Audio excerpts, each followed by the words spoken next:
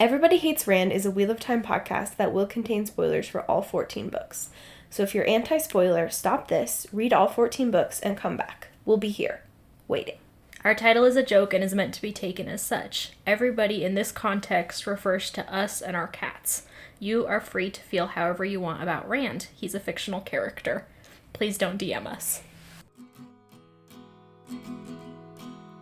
The world is a mess, Dark One stretching out his hand. The dragon's reborn, the fire's been fanned, but everybody hates Rand. Everybody hates Rand. Everybody hates Rand. Ed, you have been trying to sit on me all day. No, he's obsessed. Can you guys hear him purring? He's so loud. Here comes Tybalt. And here comes Tybalt. Tybalt too. These two are pretty distressed because It's snowing. Yeah. And, I don't know. Tybalt, get your face out of that glass of My water. hydration. You can't have the freaking chapstick either. Oh my god, You guys he's a menace. are trying to steal and sit on everything that we love and cherish. Do you want to sit on me, Tybalt? We could have the whole family involved. Nope, he's walking away. No, he wants to go look out the window. Yeah, for some reason our cats are incapable of handling storms of any kind. Wind, rain, snow, hail, or even just an overcast sky really freaks them out. Disruptions in the political climate, that would explain the last 2 to 3 years. Yeah. Ugh. They're really unhappy about the change in the barometric pressure today. Do you know what else is unhappy with the change in the barometric pressure today? Your joints. Yes. Specifically my shoulders. I'm sorry, I saw your tweet. Yeah, my dumb tweet about how I want to replace my tendons with rubber bands. I mean, it seems like that would be more functional than what you have got going on. I agree. At the moment. I agree. I'm just going to rebuild the whole infrastructure. You've just got to start from scratch. Yeah, throw the whole body out. Materials needed. Rubber bands. Bones? Bones. Bones. What do you think about Bones? Big fan. Big fan. Big fan. Love, he just have looks hundreds so of them. insane in that video with his hands and his messy hair. I'm like, Hosier, what What's are you happening? doing? Who's filming him? Big fan of them. Hundreds of them in my own body. I would hope Hosier's a big fan of Bones, not just because, of course, he has them, but because he writes so many bone-centric. Yeah. And I don't mean that in a sexy way, I mean literal bones. Like. But also he does write, songs that would probably be good to bone to. On that note, everybody. This is Everybody Hates Rand. Your friendly neighborhood Wheel of Time podcast. I'm Emily Jushaw. And I'm Sally Goodger. And, Tybalt is on my desk. we might get interrupted every once in a while by these cats. These two lunatic creatures that live in my house. And still Rent-free. purring. He's nowhere near anyone. He's just sitting and purring. I don't know what his deal is. So, these two chapters in Winter's Heart are troubling, to say the least. You guys. They're titled Ideas of Importance. I cannot recall what the important ideas I know, are I was in that thinking chapter. I think that it was just sort of too. a vague title.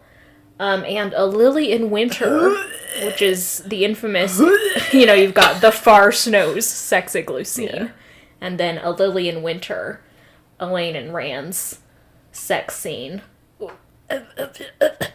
Which has so many layers of troubling rhetoric. I don't remember what the chapter is called, but I guess we can call Min and Rand's sex scene Shattered Mirrors. Yeah. There's always very elaborate set pieces going on with it. It's like a Greek tragedy. I mean, yeah, it comes in threes, just like all the good Greek tragic plays. Tybalt, get your face out of the printer and do not... I'm really worried he's gonna jump for the... I know, I am too, for the dumb paper chain. Tybalt loves our printer. It's his boyfriend. I think we've already talked about this. Tybalt has a lot of boyfriends. That's true. The printer, Ed, while his relationship with Ed changes. On the day-to-day, On the day-to-day.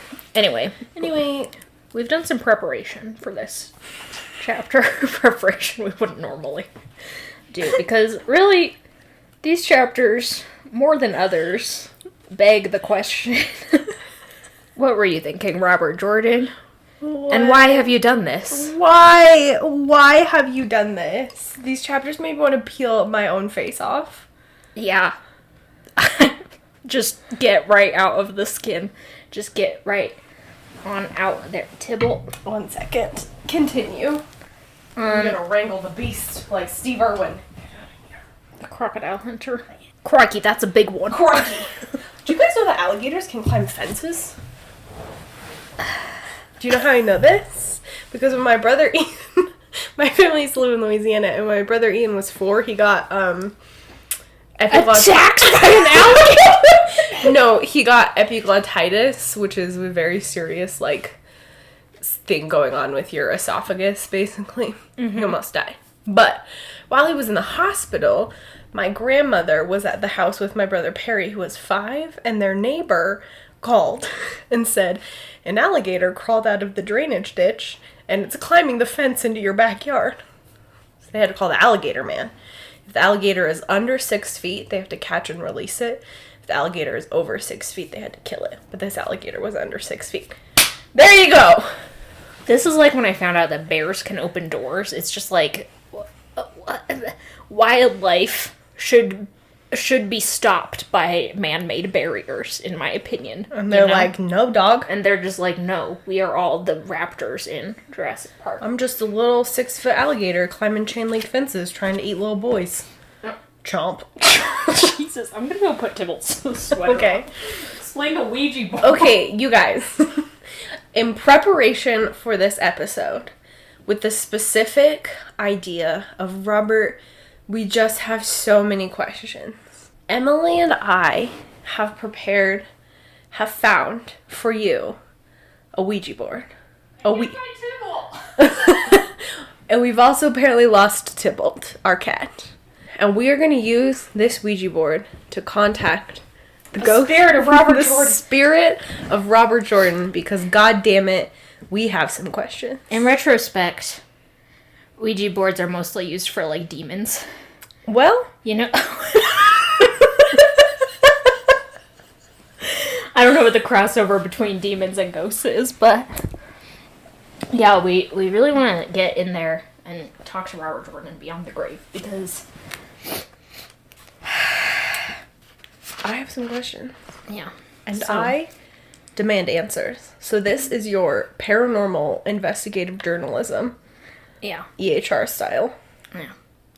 Let the games begin.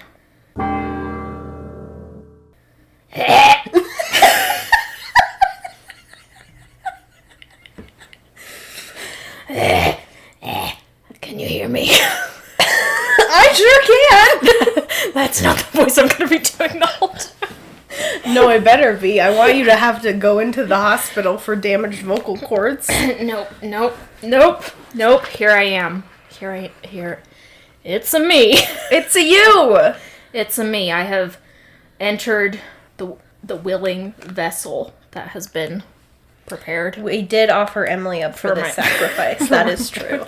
I drew a circle around her and everything. Okay. Emily? Yes, Emily. All right. But you are the spirit of Robert Jordan. I am but a fragment of the man once known as Robert Oliver Rigby? Yes. Is that his Jordan. Name? Is that your name? Oliver Rigby Robert Jordan. Eleanor Rigby. Just a simple shadow, a fragment of the man, because you know when they don't tell you this about the afterlife, but your soul does get split into a million billion pieces. A million billion? A million billion pieces, and a few of those get to float around and haunt people, but mostly you go to the bosom of our Lord Jesus Christ. Oh. And I bet it is a lovely and warm and welcoming bosom.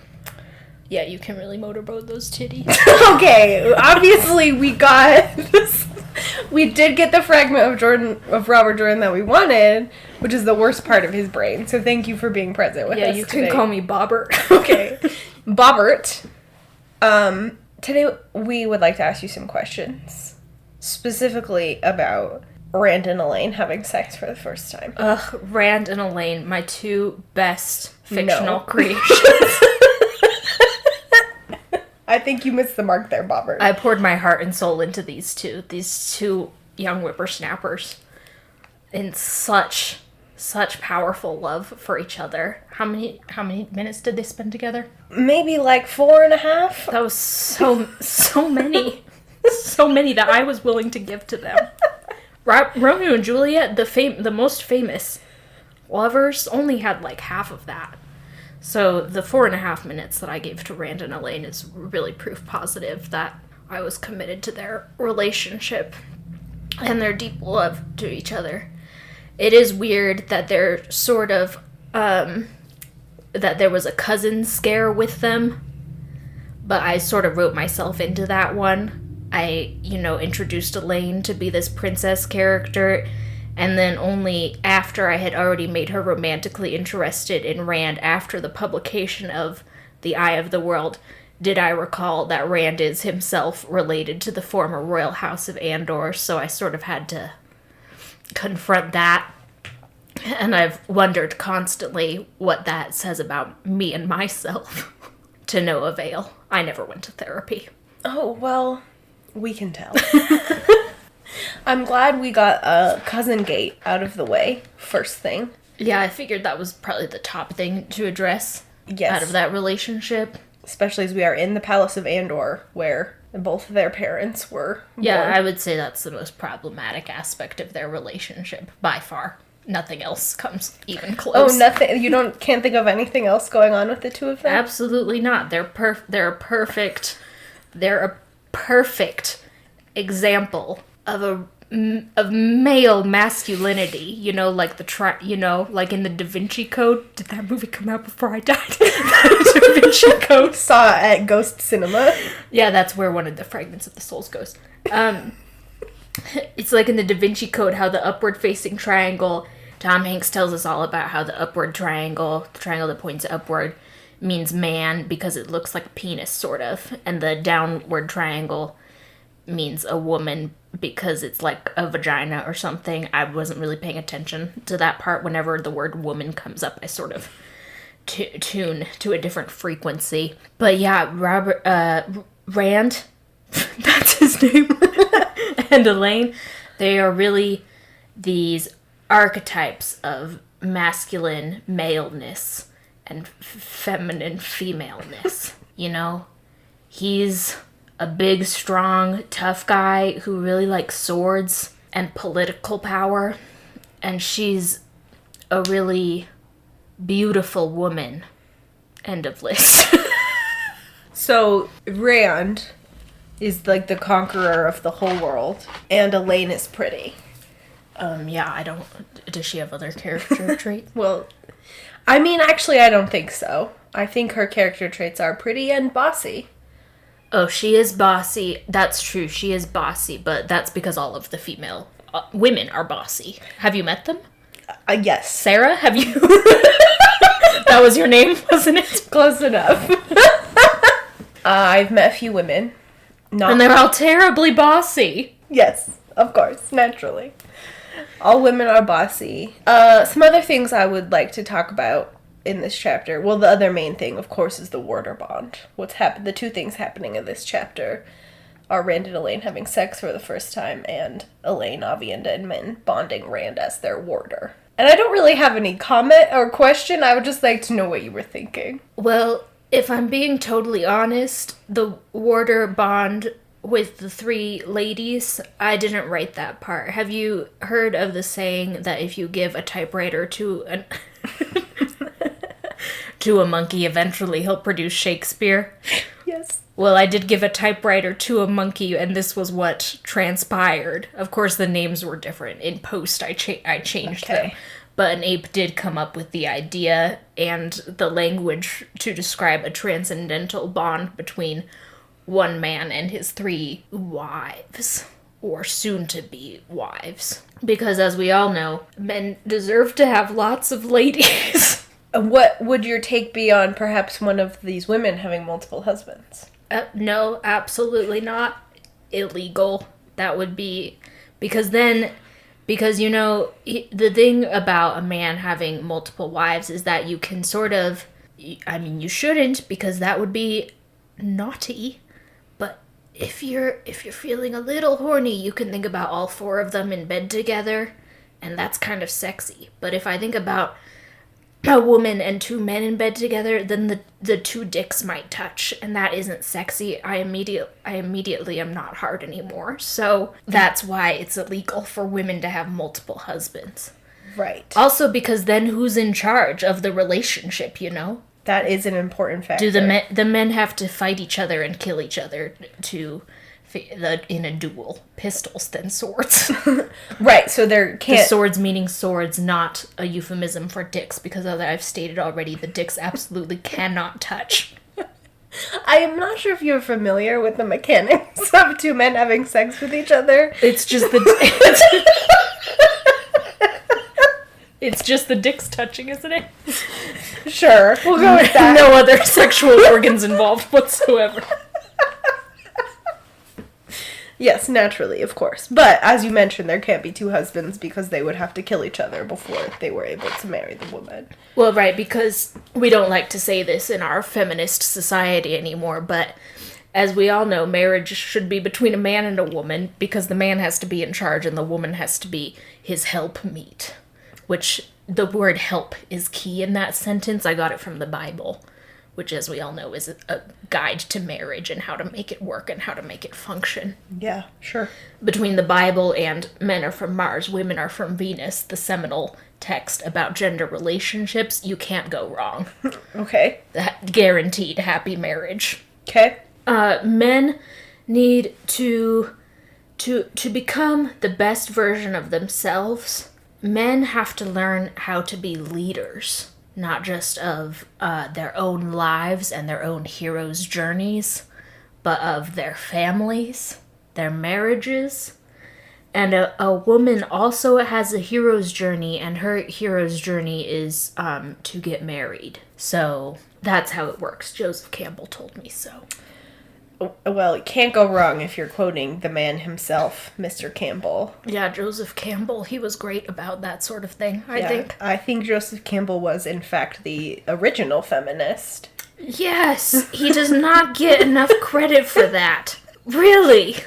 Yeah, nobody respected women like Mr. Campbell. I mean, him, Sigmund Freud, women's rights up the wazoo, that man. Yeah, I mean... I would also like you to explain why, in particular, we had to experience Rand and Elaine having sex via Min and Avienda and Brigitte. Why did you make that choice? Well, obviously it's hilarious, because the women are experiencing the sexual relationship, the sex act through the emotional core of the man rather than as themselves, the women. So there is a sort of boundary crossing there in terms of the 2 genders. There are only 2. If anyone ever tells you differently, then they're a liar. And they're out to corrupt the children. There are only 2 genders. So there's an interesting boundary crossing there where the women have to experience sex from the man's point of view. Now, men only experience sex, and I wrote this in the book, so that's how you know that I believe it. Men only experience sex in the terms of a fire and raging and consuming and red hot and white hot, and it's all very, very sexual and very, very powerful. That's what men are like. I know I am a man. With women, it's all about the give, the surrender, the being consumed to the consumption. And so to be a woman experiencing your male partner's perspective on that, yet with another woman, it would be incredibly flustering because basically at that point you are a man. And what do you do about that? Apparently you have to get drunk. Yes. Because here's the thing, Rand is the Dragon Reborn. He's like fantasy. He's like Jesus. in this fantasy world, he is the savior, and therefore he can be related to all sorts of saviors and world heroes from across every sort of mythology. There's like King Arthur, Luke Skywalker. Yeah, that's who I think of. He's got a sword. Yeah. Jesus, did I already say that one? You did say Jesus, but it's worth repeating. There's all sorts of just men saving the world, you know? So many, I mean, you can't name a woman saving the world. Who's heard of that? Ridiculous. But like King Arthur and other mythological examples that I promise you I can think of, there has to be not just one woman involved, but 3 to sort of evoke the godhood of the mythological man, the hero. In King Arthur's case, it was, Morgan Le Fay and the lady, and I can't remember, but there was 3 ladies who carried him to Avalon after he died. Did you know that Tarvalon and Avalon, same thing? Oh, nice. Same thing, because Avalon was meant to be an island city. So Avalon also looked like a vagina? Well, they didn't have aerial photography back then, Well. so we can't know, but that's just my assumption, because why wouldn't it be? It was just inhabited by women and King Arthur. Anyway, so 3 women is mythologically important and evokes these big mythological stories that we're all so well acquainted with. So it was necessary for Rand to have 3 women who would be important to him. And they had to be not just platonically important, but sexually important, because I'm horny. And so I gave him these 3 women to sort of symbolize various aspects of his personality, his own fragmented self, much like my fragmented soul. We have Elaine representing his biological mother, which is not creepy at all, because remember, Sigmund Freud was a feminist. Avienda represents the culture of his biological father, as well as the culture into which his biological mother was adopted. And Min represents his sort of biological family. She's from the same region that he's from. And they have a lot of similarities in their culture and upbringing. So that's the reason that he had to have 3 girlfriends. But then the problem became, as the series went on, okay, he's gonna have 3 girlfriends, but now people can teleport, I guess?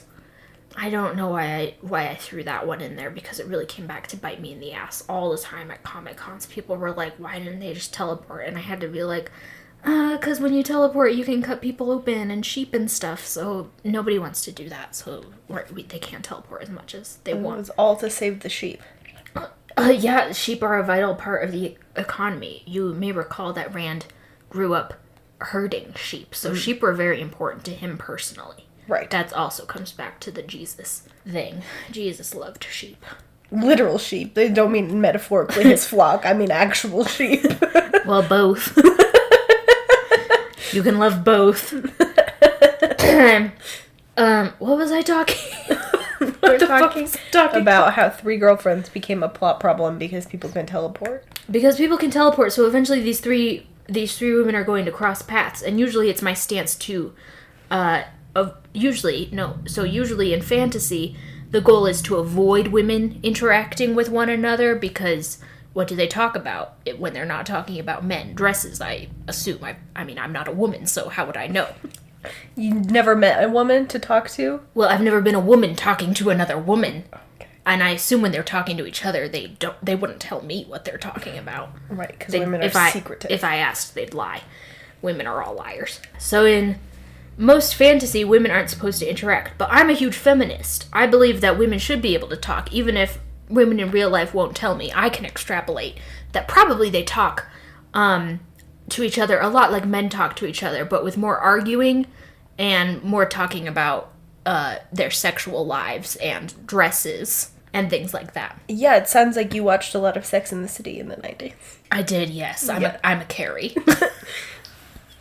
Okay. I just mean it seems to follow the same format. Clothes, boys, arguing. Yeah, I watched those women sit at brunch for what felt like years. Yes. And all they ever talked about was men. So that's It's basically a documentary. it. It wasn't. Glad you identify as a Carrie Bobert. Well, who doesn't? She's the best character, obviously.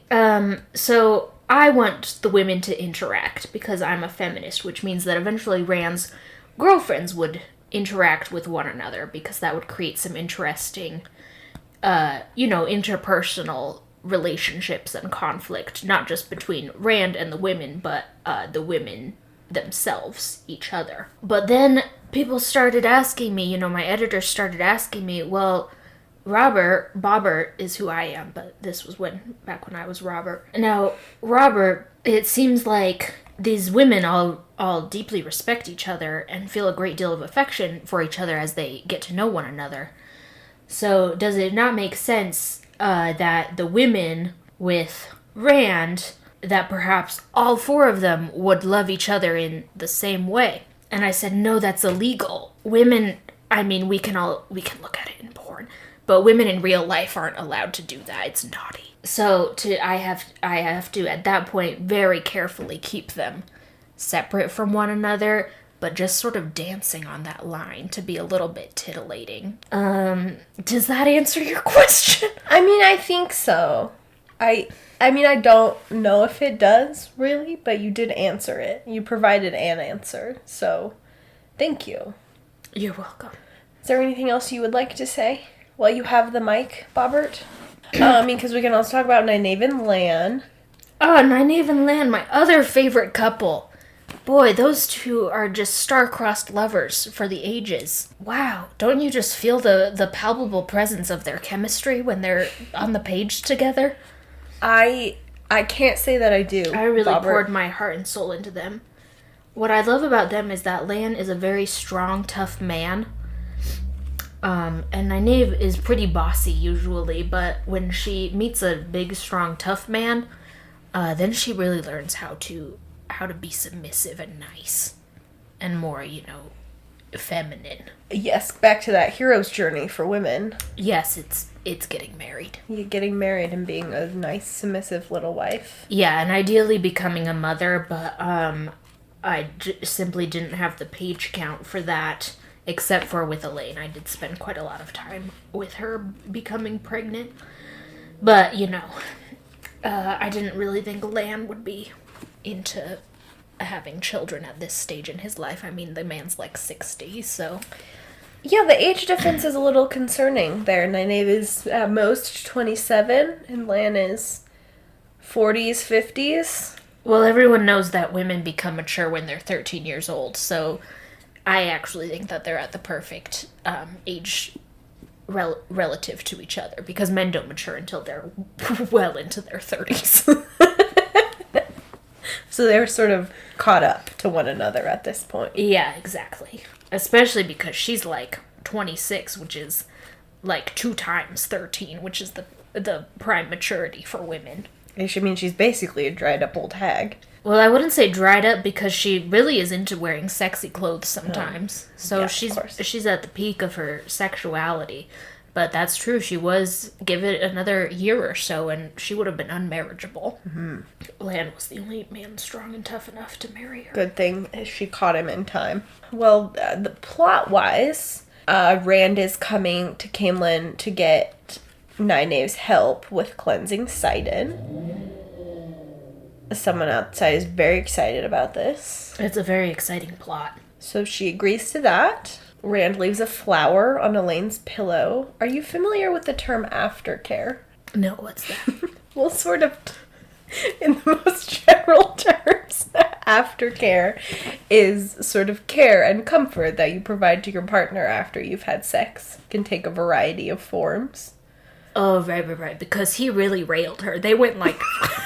that was an absolute marathon of sex. In the 2 pages that we were with Min's point of view, after leaving Elaine and Rand, they reached orgasm. And then got going again. And that was, only like 10 minutes, but, their young refractory periods are nothing. So yeah, they were really going at it for a while. So of course, yeah, that's the gentlemanly thing to do, is to leave flowers for the woman, to sort of express everything that you can't express in words. Okay. You know, the tenderness, the appreciation, the romance, because if a man were to put those things in words, he'd be gay.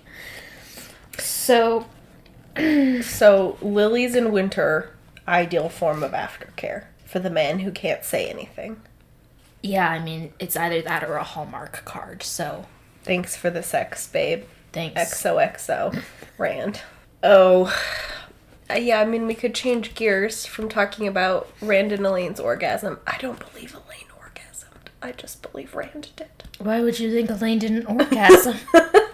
Surely one imagines they had penetrative sex, which is when all women orgasm. Definitively untrue.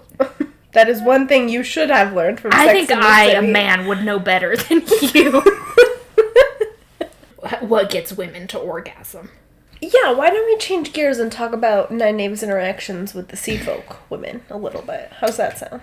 Oh, sure. Who are the sea folk? What did I do to... who are Well, their depiction is extremely racist. they? Racist? Yeah.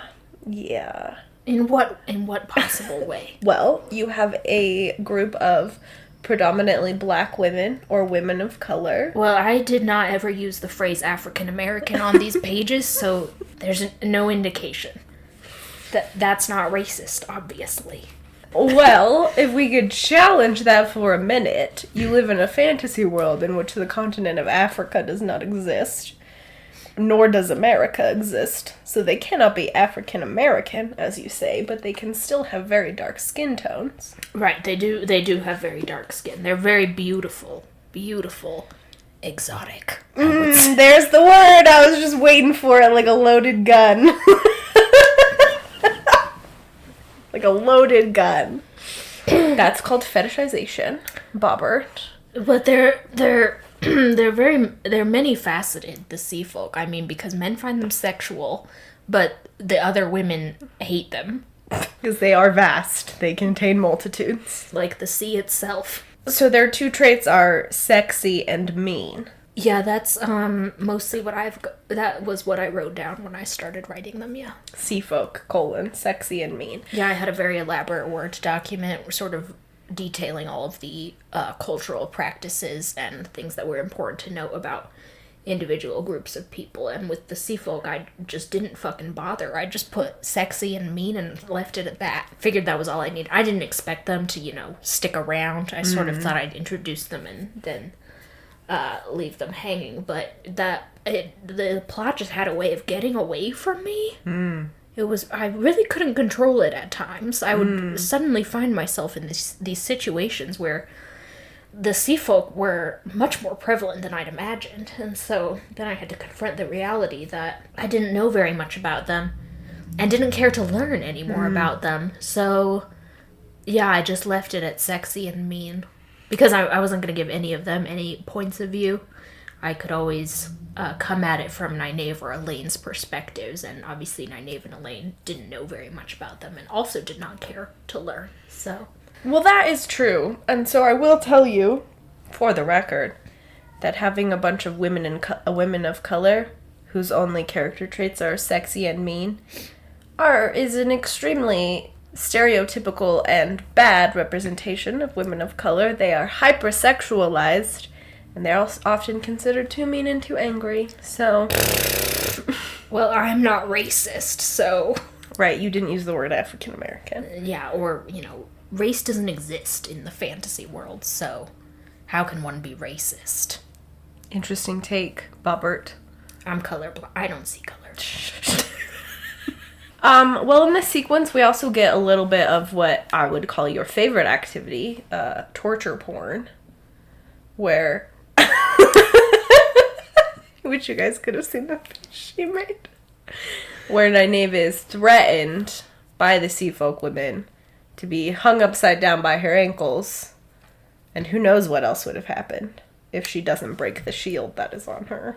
Well, I mean, that's just their culture. That's how they go about teaching their their young women how to do things, is just to threaten them with physical or psychological violence. And the same thing has happened in every culture that we've been in. It's happened in the White Tower. It's happened with the the Aiel. And so, it's really not that different from anything that's been done before. But I had to add some excitement into this otherwise very dull scene, and to just sort of really put that nail in the coffin of why Nynaeve does not like these people and wants to leave, because she's one of my protagonists.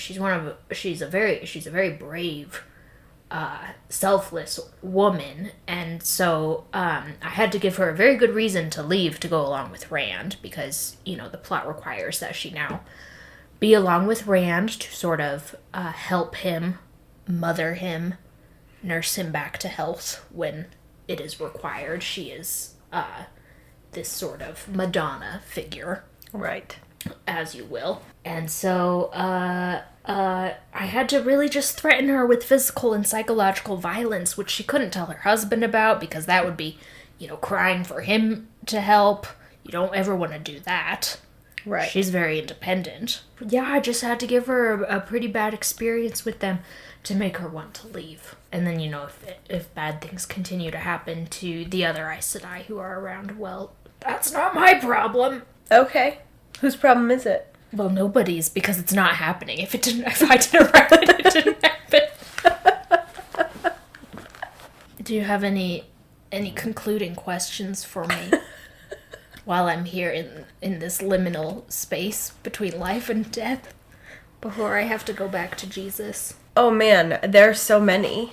What was the reasoning behind Gawain as a character? What was the reasoning behind all of it, Robert? Gawain? You mean my favorite character? I love Gawain. He's sort of what do you kids call it? A self-insert character. He's just brave, chivalrous, strong. He can really handle having a strong female love interest. In my notes, Gawain and Egwene live happily ever after. Right. I bet they have lots of babies. Yeah, obviously. It's the hero's journey for women. For her. The hero's journey. The hero's journey for her. For her. TM. Like big pens made for women's soft, supple, small hands. I forgot about the big pens for her. And pink. We can't forget. Of course, the hero's journey for women is also pink.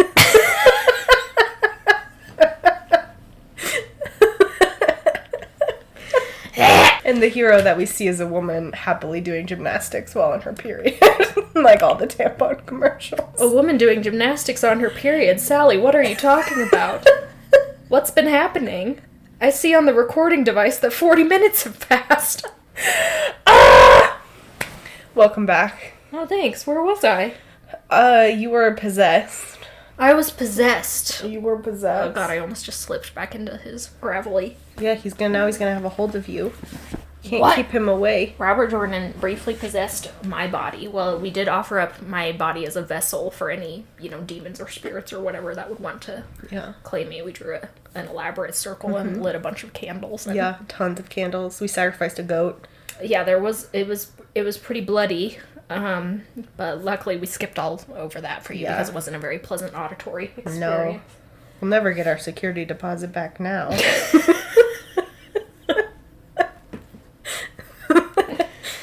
First world witch problems, am I right? Well, I see we've pretty much reached our time limit, so I hope that you and Robert really laid into some of the issues that are prevalent in these chapters and what's going on here. I mean, the rampant racism, the rampant sexism, the really problematic relationship between partners in a sexual relationship. And I mean, I hope you really talked about the difference between polyamory and polygamy and why one is good and the other one is not good. And I mean, did he have any great insights? He had some excellent insights onto the on the nuances of The nuances. the nuances of polyamory and relationship anarchy. He really had a lot of good things to say there. A really progressive man. Oh, well, great. I'm really looking forward to editing it for once. I mean... Yeah, you'll learn something new, definitely. He also had a great testimony about our Lord and Savior Jesus Christ. Gee, I can't speak anymore. Oh, that's interesting. I did sort of have him pegged for, Christian adjacent at the very least, but, who knows? I guess I'll hear all about it pretty soon. You sure will. You really carried this episode. Thanks, Bobert. Hey, thanks everyone for listening to whatever that was. Yeah. Thanks to Glenna McKenzie for our theme song, and, our followers on social media, and our patrons on Patreon. I hope you're still eager to give us money after this episode. If you're like, I'm taking my money back and I'm sending those bitches hate mail, that is also acceptable.